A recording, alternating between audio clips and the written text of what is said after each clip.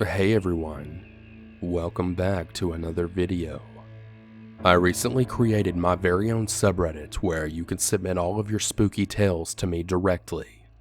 Whether it's a true creepy encounter of yours, or you've written a creepypasta, I'll be accepting stories of all types, so any story submitted to me is greatly appreciated. That's reddit.com/r/southerncannibal. Head on over and click subscribe. I'll be waiting for you and your stories. Now that all of that's out of the way, let's begin on the stories.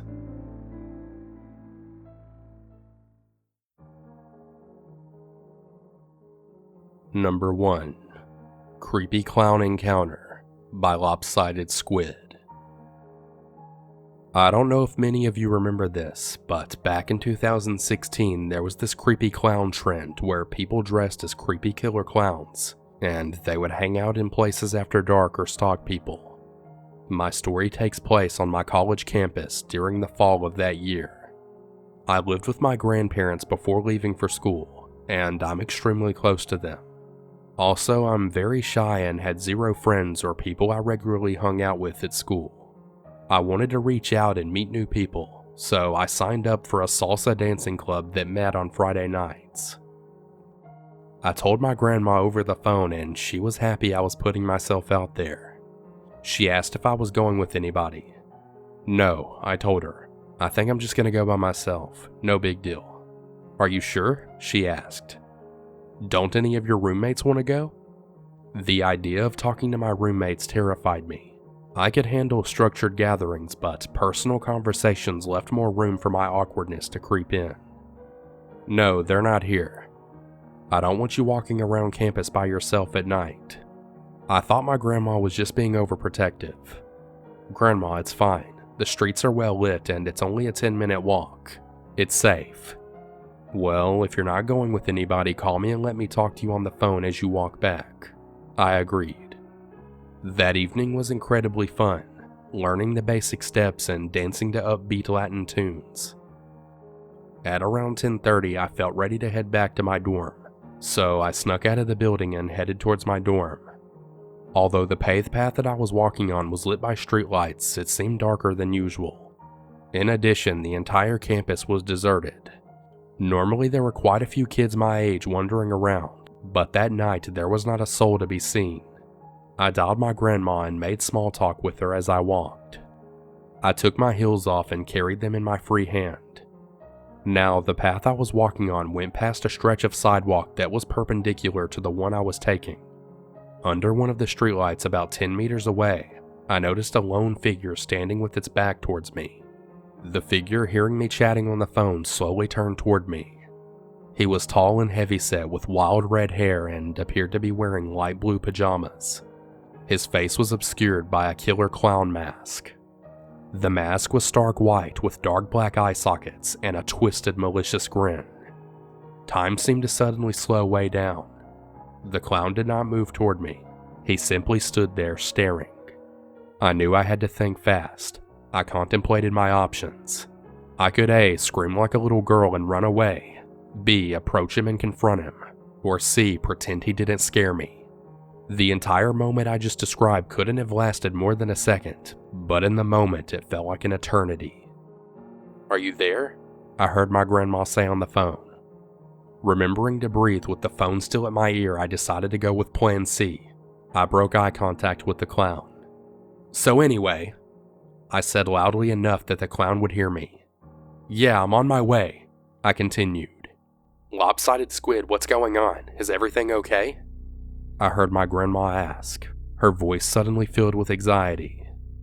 As confidently and nonchalantly as I could, I walked past the sidewalk where this clown was standing, continuing to chat. His head slowly turned as I walked past, watching me until I was out of sight. I ducked into the archway of the nearest building and tried the door, praying it was unlocked. It was. Once I was inside, I slumped against one of the concrete walls and broke down in tears. I explained to my grandma what had just happened. My grandma yelled for my grandpa to dial the campus police on his cell phone so that I could stay on the phone with her. I got up and started pacing up and down the empty halls, checking every door and window to see if the psycho clown had followed me. Was he just a stupid kid doing this on a dare? Or was he someone with more evil intentions? Some of those creepy clowns that were featured in the news had axes or baseball bats. I had no idea if that clown was armed. When my grandpa tried to explain to the officer on the phone what had happened and that I needed help, he told my grandpa, "Your granddaughter needs to make the call herself." Apparently the reason I had to talk to them was so that they could be sure the call wasn't a prank, or some stupid reason like that. The point I'm making here is that they wouldn't take my grandparents' word that I was in distress. I would have to hang up with my grandma and then dial the campus police myself. Not knowing if I would survive the night, I told my grandma between sobs, "I love you. I love you too." My grandma was also crying. I dialed campus police and told them who I was and what had happened. The officer on the phone sent several other officers to find me while I stayed on the phone with him and gave him a description of the clown. As I was talking, I heard a door open. I froze. Was the clown here? Did he find a way in? A tidal wave of relief washed over me as several officers came striding down the corridor. They walked with me back to my dorm. As soon as I was inside, I locked my door and window and I shut the blinds. I called back my grandma to tell her I was safe. After talking for a little while longer, we said goodnight. Since then, I've made a few friends at school. While I'm in a better place now, I don't go out alone after dark anymore. And as for that creepy clown, I never saw him again after that.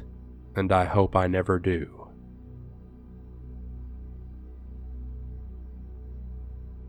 Number 2. Creepy Man on Halloween by Reddit user Joshua10. I'm 13 years old, so this happened about 5 years ago when I was 8. It was Halloween, and every year we would go to my grandparents' house. My uncle, who was 14, was taking me and some of my cousins trick-or-treating. It was dark, but there were some people outside waiting on the fireworks show. We trick-or-treated here every year, so we knew the neighborhood like the back of our hands. Everything was going normal, but I was older this year and we wanted more candy, so we decided to go to another neighborhood we never went to before. We went to the first couple of houses and we were all joking around. My uncle was chasing us and I fell. My knee started bleeding. I thought that there was a lot of blood, but I was 8, so I was probably being overdramatic, so I wanted to go back to my grandparents' house to get a band-aid. My uncle was going to take everyone back with me, but I told him it wasn't that far. I can just go by myself, and I was the oldest cousin there, so I didn't want to be treated like a baby. When I turned around the corner of the street, there was a man walking alone coming towards me. He looked pretty normal, so I wasn't really scared by him. He stopped in front of me when he got close enough, so I stopped too. He asked me what I was doing out alone, and he seemed pretty friendly. I told him I was going back to my grandma's because I cut my knee when I was trick-or-treating. He said that his house was right down the street and he could get me fixed up in a couple of minutes and I could go back to trick-or-treating. I thought this was a good idea because my mom and dad might not let me out again if they knew we were messing around and I got hurt. So I was a stupid and naive kid and decided to go with him.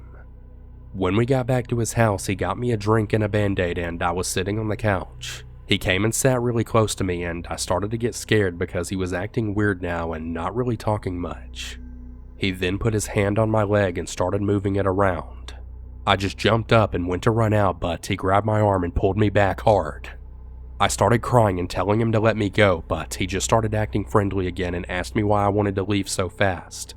I didn't know what to do and sort of just froze now and just stayed there because there was nothing else I could really do. Time had passed and I guess I was there longer than I thought because I heard my uncle shouting my name from the street, so he must have gone back to my grandparents' house and realized I wasn't there. The windows were open, so it was pretty loud. I jumped up again and the man saw my reaction and realized it was someone looking for me.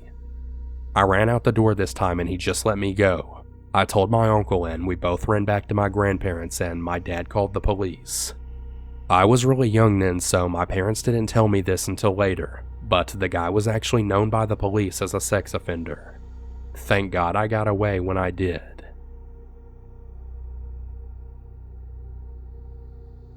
Number 3. Stalked by a police officer by Reddit user 10134. So, as you can tell by the title of this story, I was stalked by a cop. Before I say anything else, I'm going to start from the beginning because this story is crazy. When I was about 14, I had this friend who we'll call Sally. Sally was my best friend at the time, and we would constantly hang out. So when Sally asked me if I wanted to go with her to a church lock-in, I of course said yes. So how a lock-in works is that you go somewhere at night, and you're locked in until the morning. When I was at the lock-in, I remember laying on a sleeping bag, and then Sally's family friend approached us and introduced himself. He told me his name was Chad and he was in a police uniform. At the time, I thought he was really cool. We ended up doing a lot at the lock-in, and then came morning and it was over. So after the lock-in, I remember Chad had followed me on all of the social media I had. When I saw this, I will admit that it kinda weirded me out. After every time I would post, he would always comment something on the post, no matter what it was. Fast forward a couple of weeks and it started to get really weird.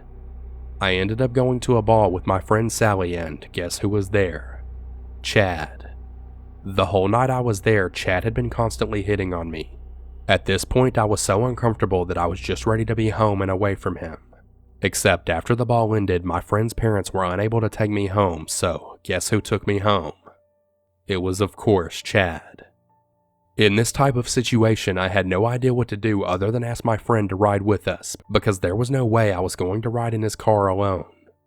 As we were driving, I ended up getting stuck in the seat by Chad, and he kept trying to put his hand on my thigh, which every time I would brush him away, until finally I was home and was able to get away from him. After this night, I knew something was off about him, so I stopped replying to all of his comments.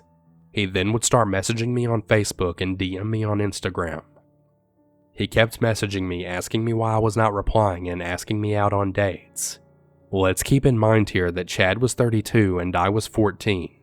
When he started asking me out, that's when I decided to block him from everything, which I figured would stop everything, but sadly it didn't. Then a couple of days after blocking him, I was in the kitchen and had looked through the window and saw a patrol car in front of my house. Which again I thought nothing of until the cop rolls down his window and guess what I see? I see that it's Chad. For weeks I would always see his patrol car driving down the street or sitting in front of my house. He also began to make new Instagram accounts and would message me from them. This went on for weeks until finally I told my parents about it. At the time I didn't know what to do about it because the police are supposed to protect you, and Chad was doing the complete opposite. After telling my parents, they made me message him on Facebook and tell him that if he didn't stop, they would go to the police. That sentence itself was kind of ironic since he is the police to begin with, but whatever. After messaging him, Chad stopped and I didn't hear from him ever again. It wasn't until years later that I heard his name again because I saw in the news that Chad was arrested for molesting a 15-year-old girl. So wherever the hell you are, Chad, which I hope is in prison, I hope to never see you ever again.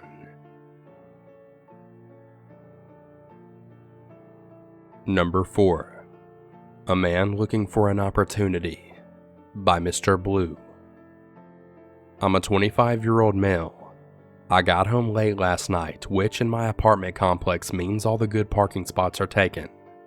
So I parked a good distance from my apartment and began walking towards it. There's a thunderstorm and it's not raining yet, so the air has energy and it smells great. I decide to take my time and make a loop around my building and come up behind it. As I make the corner and begin walking back towards my apartment, I see a guy coming out of the parking lot between two cars. We nod and I slow my pace and he begins walking ahead of me, but I noticed he also slowed down his pace to match mine, so I start going even slower, intending to cut the corner as soon as we approach it and enter my apartment as soon as possible, the front door being right on the corner. He seems reluctant to walk too far ahead of me, so already I'm on alert. He approaches the first corner and I come around. He's at my apartment door shaking my doorknob. He looks right at me as I round the corner and says, "I lost my keys." The realization that he was lying and the implication of the lie slammed every one of my systems into high alert. Everything in me told me not to stop, so I kept on walking and gave him a sympathetic smile. He turns and stares at me and then asks if I have a phone he can borrow. At this point, I'm feeling stuck and I begin to panic. He's pretending that he lives in my apartment so I can't get in past him. My car is too far away and in the dark, and any sudden movements will alert him that I'm onto him. So I tell him my phone died, which caused my heart to immediately skip a beat because now he thinks I can't call the cops. I walked one door over and started knocking on the door. It's past midnight. The guy is standing at my doorstep just staring at me. After an eternity, my neighbor, who I'm on friendly speaking terms with, opens the door. I immediately say, "Hey Kevin," and push past him into his apartment. I immediately turn and close the door and locked it. I explained to my neighbor what was happening and he went to get his gun and I called the cops. But the guy was gone now and I'll never be able to walk around my apartment complex without constantly looking over my shoulder.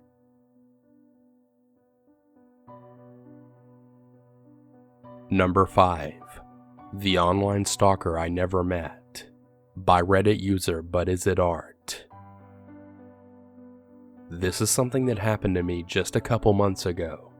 I love Facebook, I love memes, I love talking to new people, I love long comment sections, etc. That being said, I never give away personal information such as where I work or live, my birthday info is private, so on and so on.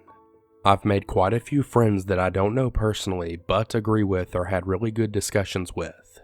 So after commenting back and forth on a friend's post for a while, it was no surprise to me when Tyler messaged me. It started off fairly simple. We just talked about the post we commented on, how you do's, common interests, etc. I was excited to have a new friend. He seemed pretty interesting and we had a lot in common. I'm not a beauty queen or anything like that, but I let him know after about an hour of casual conversation that I was happily taken. I enjoyed his friendship, but it wouldn't lead to anything more since I'm going to get married next year. He seemed a little upset but respectful. Great. I told him goodnight, went to sleep, and thought nothing more of it. The conversation continued for a few days. He started to get a little pushy if I didn't respond immediately, and I told him I'm very busy so I may not always be able to answer right away. He apologized and told me he's just bored and lonely.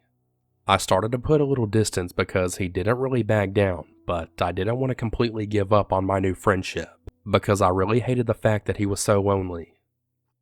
One day he randomly messaged me saying he wanted to have me in his arms.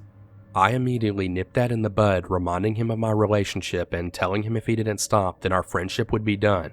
I'm very loyal and respectful to my fiancé. He immediately lost his shit, messaged me saying he didn't care about my fiancé, making threat towards him, etc. I stopped messaging him and selected to put his messages on ignore. He could still message me, but it wouldn't go to my inbox.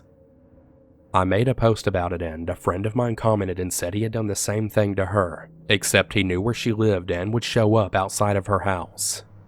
I totally freaked out and went to see if there were more messages from him because she told me he was bad news and I should call the police if any threats were being made. This is where the shitstorm really begins. He messaged me over a dozen times, different things. Started off kind of taunting me for not answering him, then moved on to him messaging me about some asshole who cut him off or was driving too slow, then to him saying he was going to shoot the guy and it would be my fault because I made him so angry by ignoring him. I messaged him telling him to leave me the hell alone and stop replying for a while. He started messaging me narrowing down on where I live. Now that's really freaked me out, as I had never told him where I lived or anything even remotely close to my house. The only thing I ever said was I'd talk to him later because I was going to Arby's to get some food and my phone was dying. Yet he somehow knew I was 7 minutes from the Arby's by my house, exactly how long it takes to walk there for me, and there are several Arby's in my city.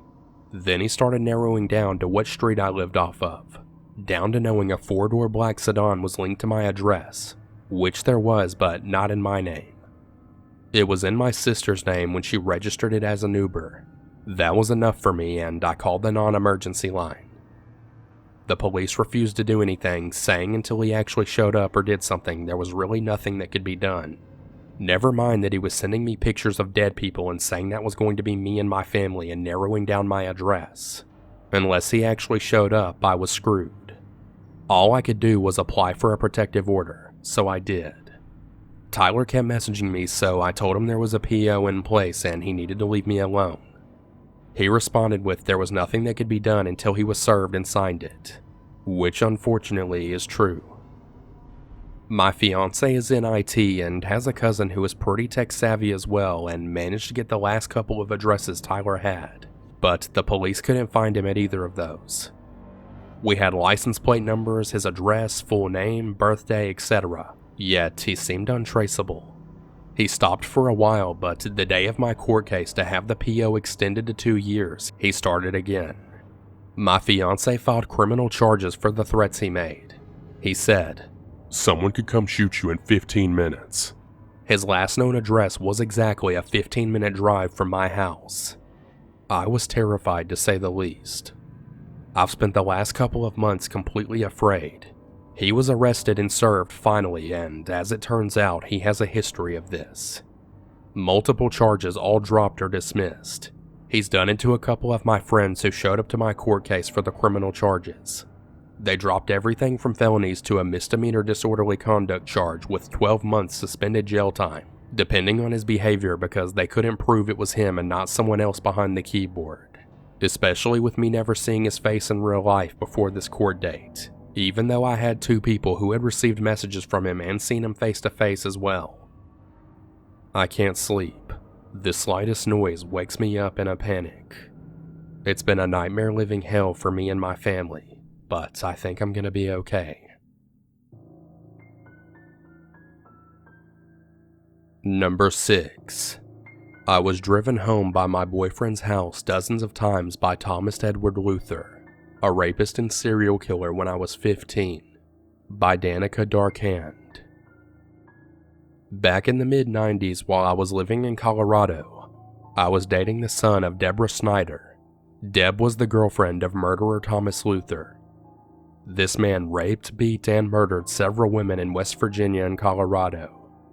He assaulted most violently one of the victims with the business end of a hammer. He was always very nice and never gave me the creeps. I wonder if because I was dating his girlfriend's son, that is why nothing bad happened to me. I guess I'll never know. Anyway, once it came out and about who he was and what he had done, I was in complete shock. My mother almost had a heart attack thinking that her baby girl was that close to a monster. My boyfriend never had a close relationship with his mom, and this drove them even further apart. Deb was always defending Tom, and while admitting he did bad things, she still loved him. It still gives me chills to this day thinking about it. Funny thing, over 20 years later, my brother is now a correctional officer at the maximum security prison that Tom is housed at. What a creepy small world.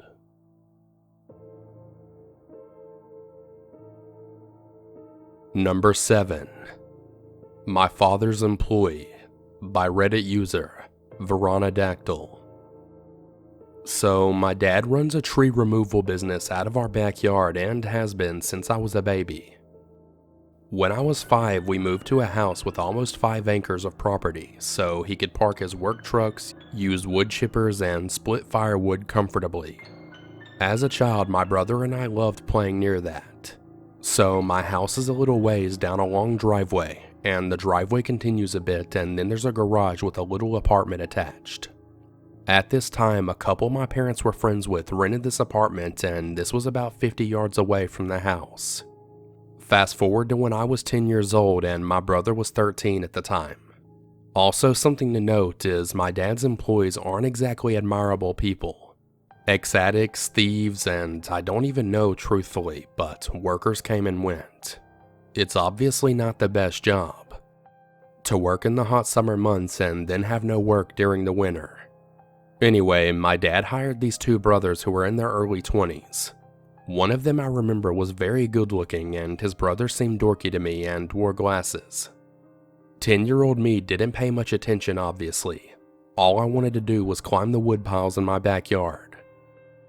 One fall day after school, I remember my mom saying it was too chilly to play outside and to stay inside. I remember this so vividly. I literally remember what I was wearing and how I wanted my favorite stuffed animal near me as I colored. So I'm coloring.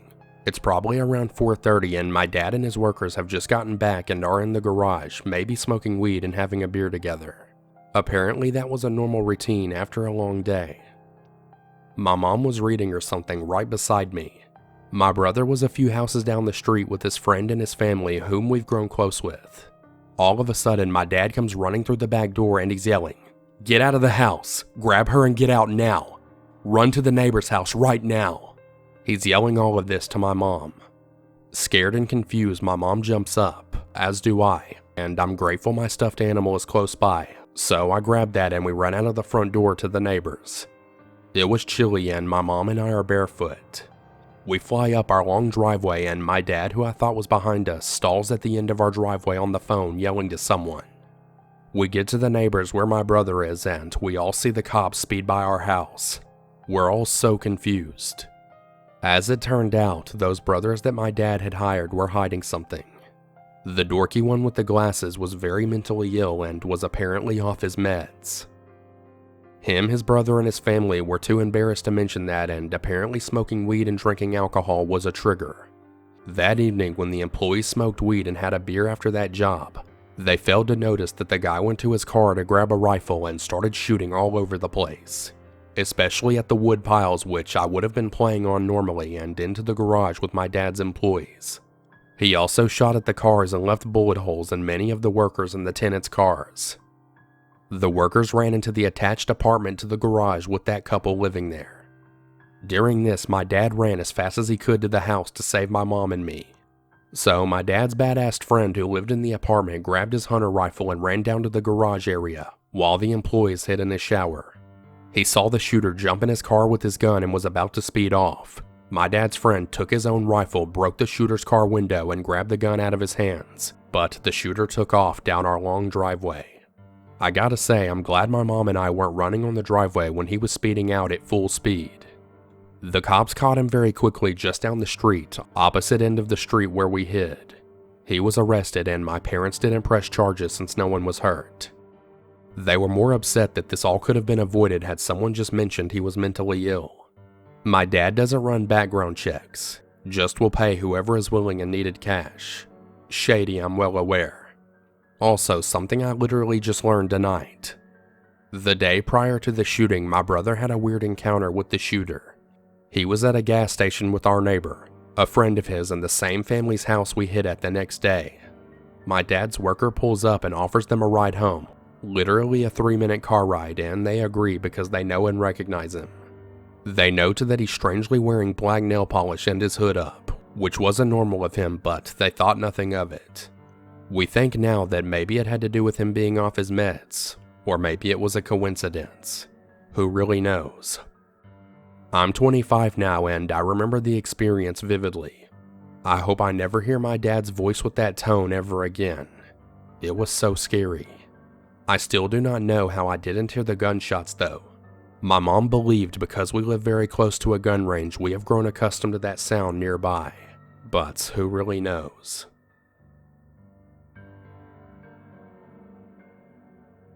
Number 8.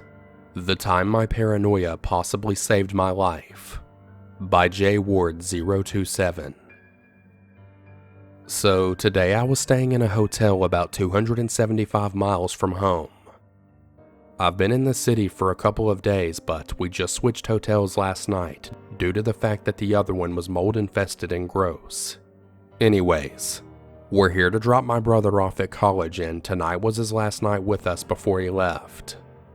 We decided to have a silly string fight in the hotel parking lot, run around the outside of the hotel, just fun, stupid teenager things. Somebody was standing on the top of the stairs that led to the second floor of the motel, watching and staring at us. No big deal though, we were being pretty loud and obnoxious. My brother and my mom left to bring my brother back to his dorm room. I decided to stay behind at the hotel room as all I had been doing for the past 3 days was rotting in a car and I needed a break. So I was on the phone with my friend Adrian. So I was just talking to Adrian when all of a sudden someone knocks on the door the same exact way my mom does. We have one of those secret knocks. I was about to swing open the door per usual as I was 99% certain it was my mother, but for some reason something just told me to look out the peephole. The person standing outside of my hotel room door was the same exact person watching us earlier on top of the stairs. I'm very paranoid, so obviously I didn't answer the door. I start freaking out and talking to Adrian quietly, and the person yells, "Open this fucking door!" and starts banging harder on the door.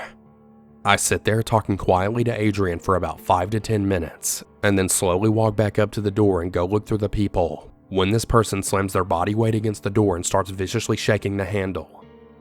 At this point, I text my brother on Snapchat at least 30 times to come back to the hotel. He says they're about 10 minutes away and just to sit tight and that he's coming back.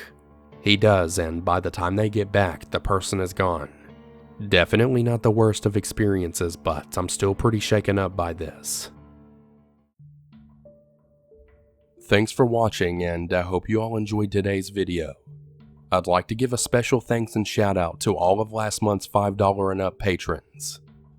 Babe Lincoln, LES, Emily W, Goodnight Goosebumps, Howard R, Jen C, Catherine M, Carrie F, Matthew B, Random Randy, and Terry H, as well as all of the $3 and up patrons featured on screen.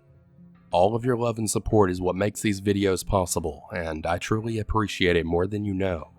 If you'd like to join my wasteland of cannibals, I'd appreciate it if you check out my Patreon page. For just $1 a month, you'll get an exclusive new narration video every single week, which will never be featured here on the channel. So that's one extra spooky video a week for you guys to enjoy. You'll also get access to my Patreon-only blog, which will have sneak peeks to future videos, vote on polls, and an occasional video of blooper reel, where you can hear me messing up and sounding like an idiot, as well as access to any of my old videos which were removed from the channel and any other videos that may get removed in the future. For $3 a month, you'll have your name shown at the end credit scroll of every video, as well as a patron-only role in my Discord server. For $5 a month, you'll get a verbal spoken shout out where I'll thank each one of you personally for pledging as a patron, along with being featured at the end credit scroll at the end of each video. And on top of that, upon completion of each video, you'll also get access to full-length downloadable MP3 files of all my weekly narrations. For $10 a month, you'll get a special Discord role where you can talk with me on voice chat one-on-one, and occasionally be joined by some other narrators where we can interact with one another. So consider checking that out. Also, anyone who donates to my Ko-fi page and decides to buy me a coffee, I'll be doing weekly shoutouts on that as well. I definitely need my coffee to get me through these videos, so consider checking that out as well. Thanks for watching everyone, and have a good one.